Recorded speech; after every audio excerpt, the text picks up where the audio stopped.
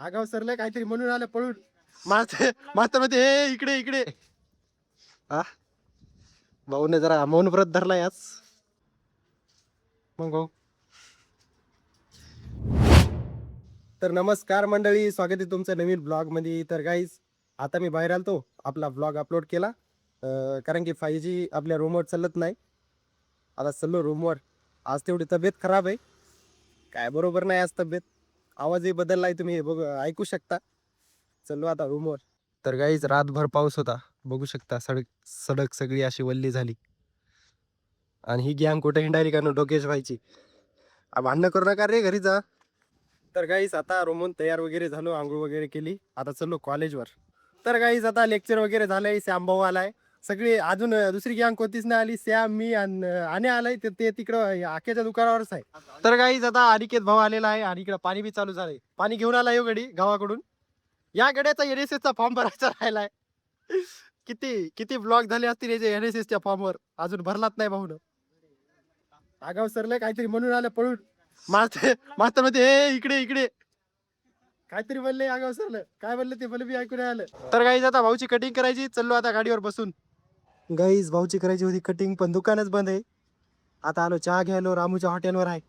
Guys हे दोघ जण आले आता नेमकेच.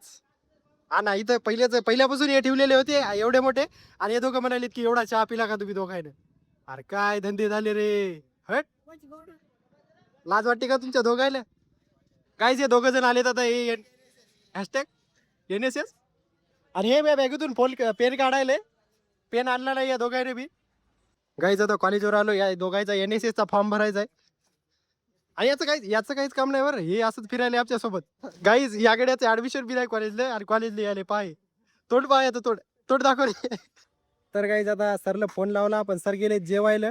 आणि आता आम्ही इथं बसलो. तर आता जेव्हा सर येतील तेव्हा सरला फॉर्म द्यायचा, यायचा NSS चा, आणि मग जायचं आपल्याला रूमवर. आणि हे इकडे रील्सच पाहिले सगळेजण. श्यामभाऊ रील पाहिला, हे दोघं बी रील्स पाहिले. तर याकडेच कॉलेजवर काहीच नाही बरं.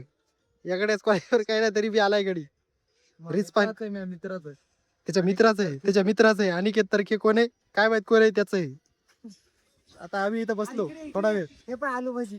तर गाईज आता या दोघांचा फॉर्म देणं झालाय फायनली. तर गाईज आता लागली लई भूक, आता जातो रूमवर. भाऊ तुला भूक लागली काय. हा भाऊने जरा मौन व्रत धरलाय आज. चलो आता रूमवर. तर गाईज आता काढली गाडी ना, आता चलो रूमवर.